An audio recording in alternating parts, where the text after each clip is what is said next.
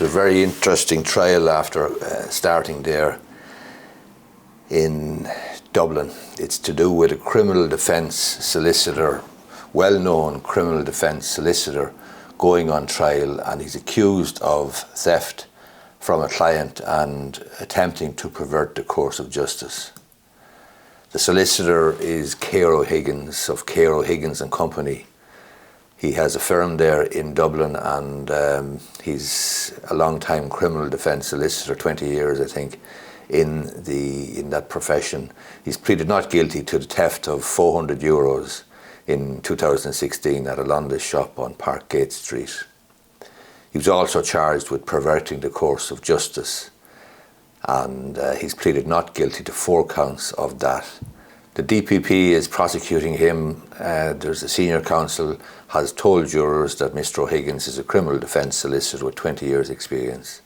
The alleged injured party in this case is a Spanish man, Raúl Sanz. He was a defendant in a case before the district court in 2016. Mr. Lawler, senior counsel, said that the presiding judge was told by Mr. O'Higgins on that occasion that his client wanted to plead guilty, and the judge agreed to strike out the case against Mr. Sanz if €200 was paid. Mr. O'Higgins then volunteered to withdraw the money for Mr. Sanz, the Spanish man, his client. Mr. Sanz's bank card and PIN were obtained by investigating Garda, given to Mr. O'Higgins. He then went to a London shop in Parkgate Street, the court heard. The state is saying that Mr. O'Higgins made 3 withdrawals, not just €200, totalling €600 from the ATM in the shop. It's alleged that Mr. O'Higgins placed €200 into papers he was holding, and he put the balance of €400 into his pocket. When he returned to court then, €200 was paid into the court, and the case against the Spanish national, Mr. Sanz, was struck out. Prosecution said that Mr. Sanz was brought from the holding area to the ground floor of the CCJ, where Mr. O'Higgins told the Garda he needed to have a private conversation with his client, and this took place without an interpreter. Mr. Lawler, senior counsel, said that the Spanish man became aware Mr. O'Higgins had withdrawn a sum of money in addition to the €200 to pay for his services. He said there was no receipt or invoice from Mr. O'Higgins reflecting any money having been paid for services rendered, if that is the purpose for which he kept the money. The court heard then that Mr. O'Higgins does not accept that he kept the €400. Darcy Horan, solicitor, subsequently made a claim to the legal aid scheme in relation to this case. They had originally been the persons or the firm representing Mr. Sanz, but asked Mr. O'Higgins to step in. The Gardaí started an investigation after a complaint was made, and on December 2017, Mr. O'Higgins was invited to attend a voluntary cautioned interview. Following this interview, Mr. O'Higgins emailed scans of a 2-page document that purported to be contemporaneous notes made while he was representing Mr. Sanz.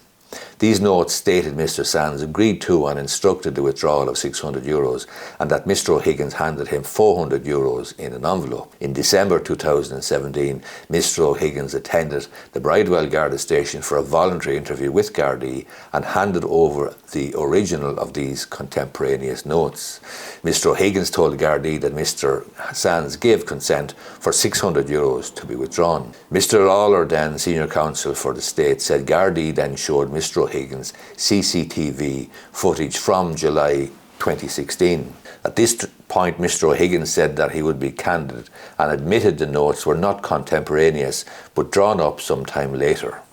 Prosecuting counsel then said that Mr. O'Higgins told Gardaí that these notes contained untruths and were drawn up due to concerns about a potential Law Society investigation. Mr. Lawler, senior counsel, said Mr. O'Higgins made a prepared statement to Gardaí in early 2018 in which he accepted he had withdrawn €600.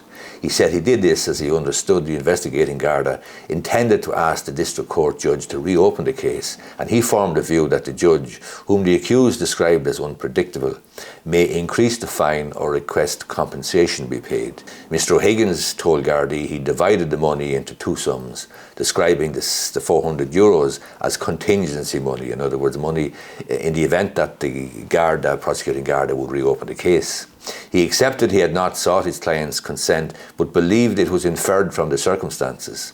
Mr. O'Higgins maintained that he put the €400 into an envelope and gave it to Mr. Sands, the Spanish man. After he was charged on April 2020, Mr. Lawler told the jury that Mr. O'Higgins replied that he was surprised by the allegation.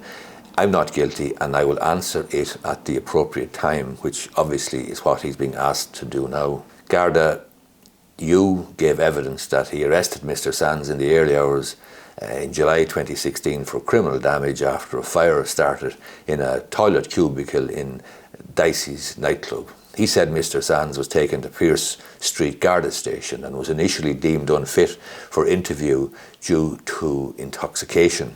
Garda Yu gave evidence that Mr. Sands was later interviewed with a solicitor and a Spanish interpreter present.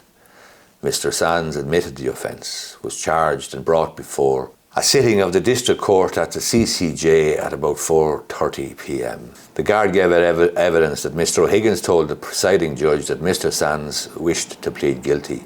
The judge made a ruling before any facts were outlined that he would strike the case out if €200 was paid. Garda Yu said that he obtained permission from Mr. Sands with the help of the interpreter, then retrieved his bank card and he got his PIN.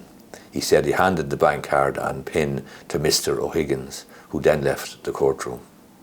Mr. O'Higgins returned, and after the fine was paid, the judge struck out the case. Garda Yu said that he brought Mr. Sands back to the custody area, retrieved his property, and then brought him to the ground floor of the CCJ, that's the Criminal Courts of Justice there at Parkgate Street.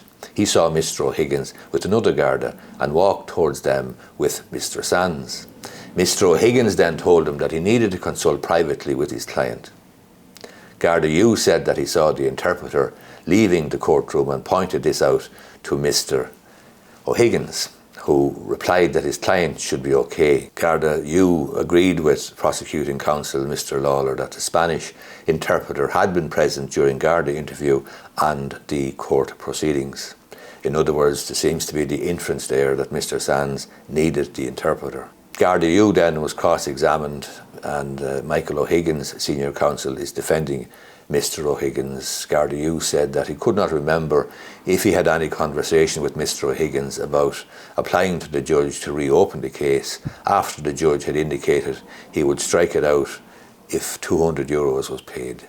Garda Yu accepted that he could have intended to ask the judge to reopen the case, but he repeated that he did not know and could not remember. Garda Yu also told defence counsel that he could not recall if he saw Mr. O'Higgins hand anything to Mr. Sands. The trial is expected to last 6 days and continues. The judge is Judge Martin Nolan, and there's a jury.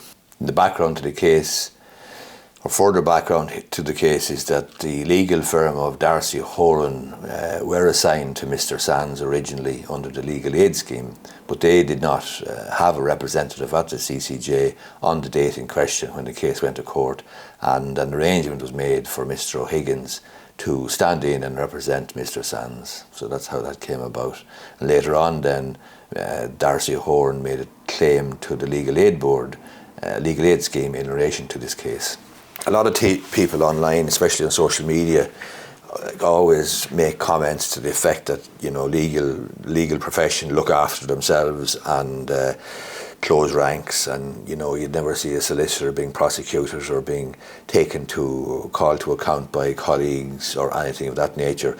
But here's a case where €400 is alleged to have been taken from this gentleman, the Spanish national, Mr. Sands, and a leading solicitor with a criminal defence firm of 20 years standing is being prosecuted by the DPP, which obviously gives the lie to the allegation, basically, or the claim that the legal profession close ranks and won't prosecute each other and so on and so forth. This case is, in my view, and in the view of a fair-minded person, an example of the DPP going about their job, prosecuting where they believe a prosecution is appropriate, without fear or favour, and without fear or favour for a member of the legal profession. Mr. O'Higgins obviously is perfectly entitled to the presumption of innocence until the outcome of the case, and obviously it's a circuit court case. There's a jury involved and they will decide on the guilt or innocence of Mr. O'Higgins. But the point ought to be made that it is an example of a case where the DPP has simply prosecuted a case where they believe is warranted. Hope you find the video useful, and give it a thumbs up down below, and you might be interested in subscribing to my YouTube channel. If you are, just hit the subscribe button. Thank you very much.